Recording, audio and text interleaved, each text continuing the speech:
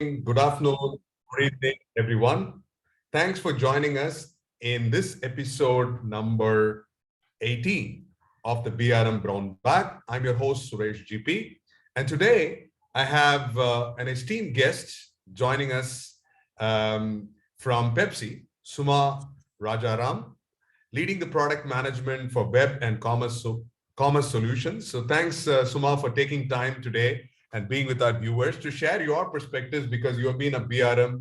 So we are pretty excited to hear about how this BRM and product management works. But let's get your rundown of a memory lane of how you landed up in the BRM kind of roles.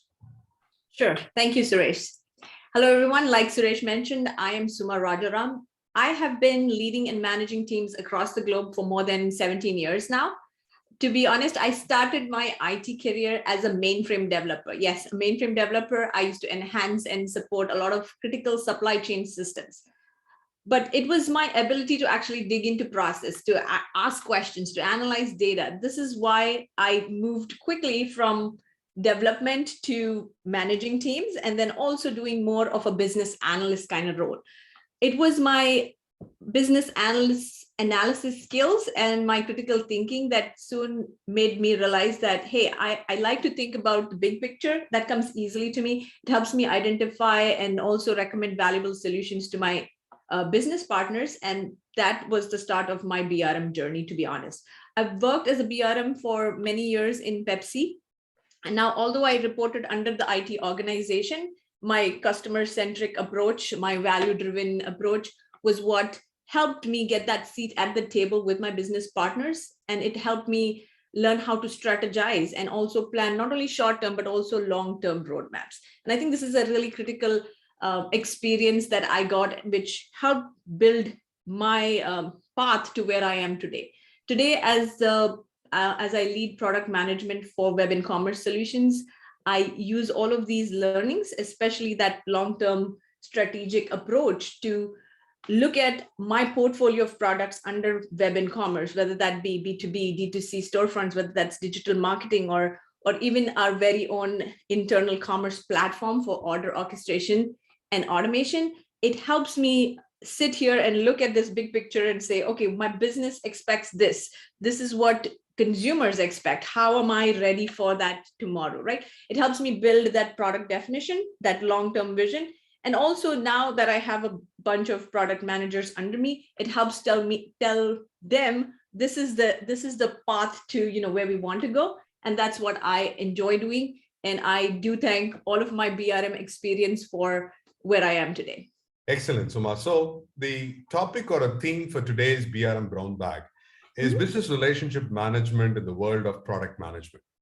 Now, many of the times when we look at BRMs, they are very comfortable in doing in certain environments and operating models, but the whole product management framework and methodology, a lot of people get puzzled about how the BRM will fit in. So what is your take on where is the role of business relationship management as a role going to fit into the product management space, and how are they going to add value to a product manager?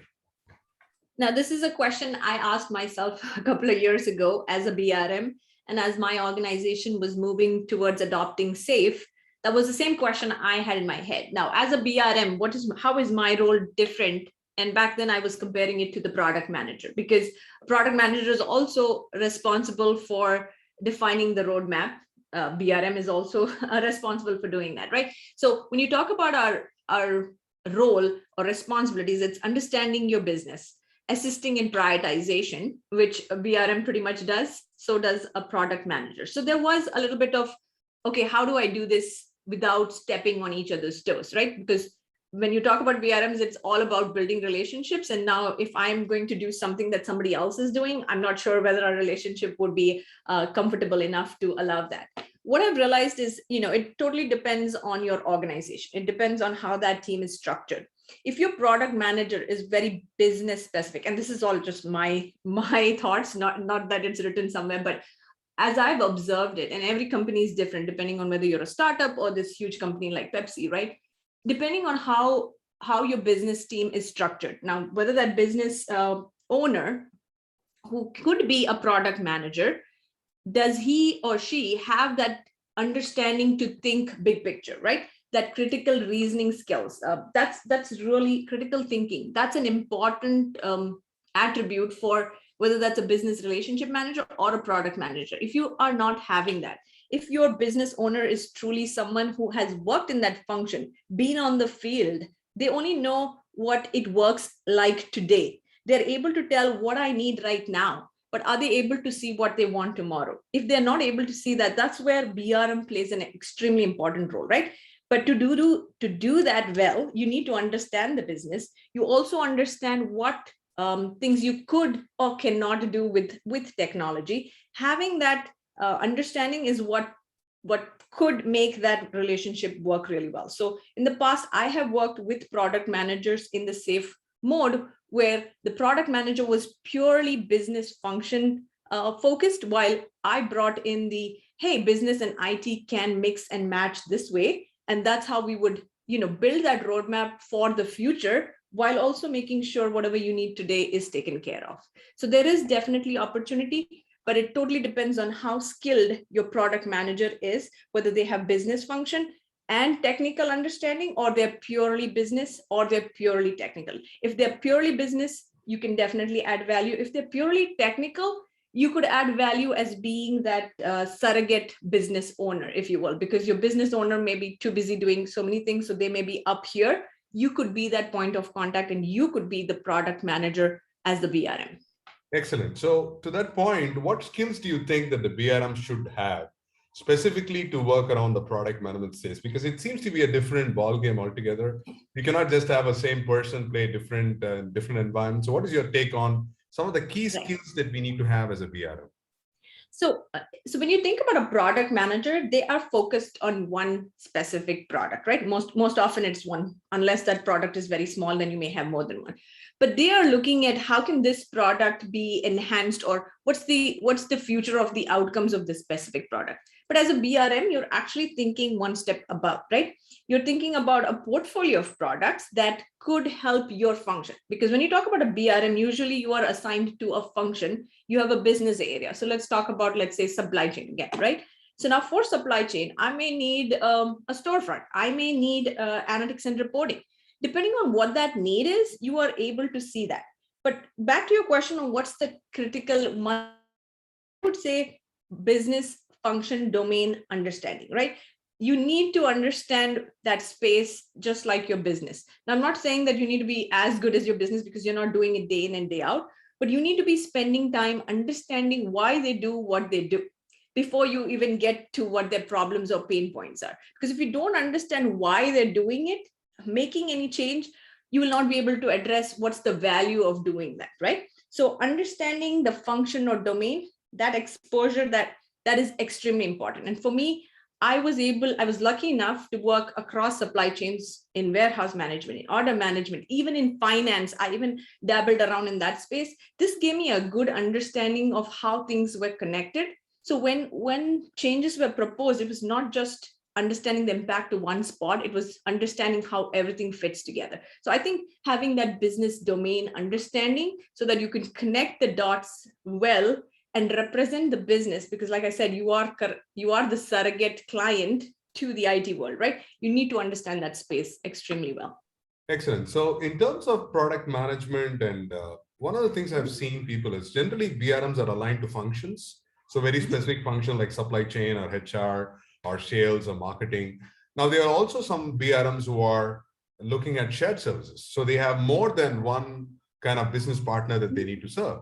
So how is that being tussled between having a dedicated BRM for a function towards looking at multiple business partners served by the same BRM? It's kind of the Superman or Superwoman to be handled. How do you play that? And I'll be honest with you, I've done both roles. I've done both, where I have catered as a BRM to multiple business functions. And then later on, I was added to one specific function as well. And there are pros and cons to both, to be honest, but it totally depends again on the size of that function or area. If it's a growing space, a small space, let's say like e-commerce just started and growing a couple of years ago, then it makes sense to be across. You could be across sales, supply chain, commercialization, because it's still small, still growing. You're able to still connect the dots. But now once you talk about, a full-fledged organization where you have more than 10 people in each of these functions, if you put a BRM in that space, back to my earlier point about understanding the business domain, that becomes hard. You are not able to understand everything that's going on in that business space if it's too large that you can't get your arms around it. At that point, all you will end up being as a BRM would be probably that first level of BRM where you're just an order taker because people are coming to you and saying, hey, I want this done. And you're just going and finding the right IT team. And that's how it started. To be honest, for all of us, it started that way. But then you slowly build it up. But to build it up and become that trusted advisor, you need to have enough time to invest to understand that space. So again, it's that right balance of how much to take on, how much is totally related in terms of function, that you can still keep track and connect the dots to become that trusted advisor. So having that right balance, I would not say that a BRM should be across all pillars unless it's really small and chewable enough that you can put all of that in your mouth at once, right? Absolutely. And it also brings that question about how much of the BRM role that you have seen is being strategic, because we all aspire to be strategic, but I tell people it's very difficult to think strategic when your pants are on fire. So the question is that how is the balance between being tactical and strategic? What are some of the parameters that will help us to move up the value chain towards being strategic? What have been your lessons learned towards that tactical to strategic shift? Yep. So this is completely true, right? Like when even I started this new latest role of product management, my whole concept was, I'm so busy trying to be reactive that I'm not able to proactively think strategy and see how my product can be improved. Even before people come and ask me for that, I want to have that capability and service. But the sad truth is, yes, we have to get the job done and there's always fires. There's never not a quiet moment. But what I've realized, and this is applicable to both, even my BRM space where I have worked, right? You need to make sure that you're available to solve the problem or the need, right? The tactical request will still keep coming. What's important is saying, okay, fine, let's get this done. I'm going to go slot this, get this done, and we'll get it done, right? And this is the value, of course, you'll do the value assessment as well. But then you always work with your business partners or business owners, or if you're a product manager, you work with your customers or your users to say, let's look at where do we want to go. You always need to keep your eye on the horizon, right? Even though you're still struggling and trying to get this stabilized, you have to have that vision of where you want to be. Where in the horizon do I want to get to? And then each request that you take, you need to start thinking, how is this going to reach there? Is it actually going to take a detour, or no, it is actually on the track and will help me get there? Once you start thinking bottom up, actually strategy comes into the play as part of day-to-day activities itself. I feel like that's something that we forget sometimes. We're like, oh, I'm not able to sit down and strategize where I want to be in 2022. But honestly, every request that comes in, you're trying to solve a problem that could potentially bump you up to that road. So you just need to make sure, tie every request. And like, if you find out that, oh no, this one's no way getting me there, what's the real value of doing this? Is this just an interim thing to get, and shift to another parallel solution later on? Yes, maybe that's a decision you have to take, but that's where value definition is extremely important. If you find that spending this much time and money on this is not valuable enough, that's where you use your BRM and your product manager hat on and say, no, let's not prioritize this, because in the long-term strategy, this is not going to fit in, and it's actually going to add more, time to get to that final point. Right. And in terms of the question around value management, so I know that we have MVP, we release new features and products, but in terms of value conversations on value harvesting and value realization, how much do you think that BRMs can contribute? I mean, considering there is already a way of path to how they're looking at benefits and value, what areas of value management do you think BRMs can contribute? Yeah, no, this again totally depends on the business function and how connected the product manager is with that business, right? Like I mentioned, in my org today, I still have BRMs that I do work with in some functions. Now, where the product manager, you built a product, it's a product that could be used by multiple business, multiple functions as a service, as a capability. In those scenarios, you do want to understand what is it that business is trying to solve, right? Like, am I putting in X number of manual hours and using this product reduces that X hours and improves my productivity? I want to capture that because for every business, it may be different. So BRM definitely helps me with that to say, you know what, before I go create this product or invest or, give you a version of this a solution, tell me what is it going to give you, right? What is it going to give your business? And BRM gives me that. He goes, finds that out from the business that today we spend 10 hours a week on this process.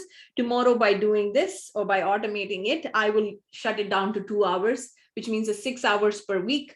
That's just in productivity terms, right? There could be other intangible value, but that's where I feel like as BRMs, and that is a skill set that BRM did give me even in my product management hat, to say, how do I prioritize requests? Who gets most benefit? Where do I invest my resources? Because let's be honest, we are all constrained by all of these, right? You don't have innumerable resources. You have to invest your resources where the value delivery is higher.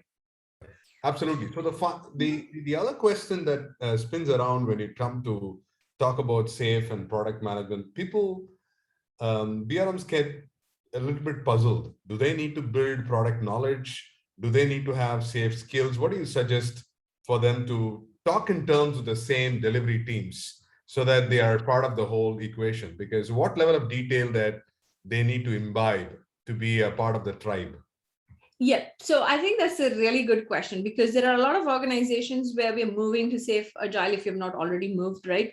Even though it's pretty old, I didn't realize product management was as old as it is. But as a BRM and who has dabbled in SAFe, I feel like, yes, you should definitely get trained in SAFe. The reason I say that is because you need to be part of that PI planning. And if you're not understanding the terminology, like when I say PI planning, if you don't know what I'm talking about, you're not able to go and plan for that. So there's pre-planning, there's PI planning, and these are the areas where BRMs are most important, right? Because that's where you add that additional depth to what the business team is already saying, that this is what I want.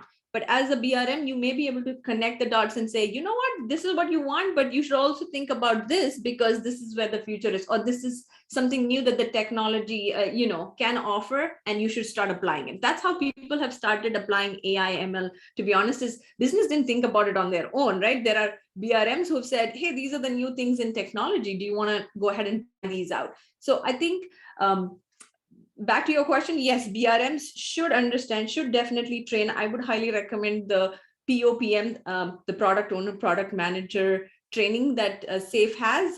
That's the one I got trained in while I was a BRM, because I was attending PI plannings alongside with the product manager. And this helped tell me what these terminologies meant, right? When you talk about velocity, when you talk about how to put those points against what is it that the team owns, what is it that you as a BRM or a product manager owns. Now, I'll be honest, yes, there is no BRM role in that whole SAFe diagram, but place yourself against the product manager or above, depending on how big your product or portfolio is. You could be either playing at the lean portfolio management, or you could be playing at product management. But definitely get trained, because you need to understand the terminologies, you need to understand the process, the life cycle, right? Where do you put where you can give your best inputs, you need to understand that. And that's usually pre-PI planning, PI planning, and then of course the retros and the demos.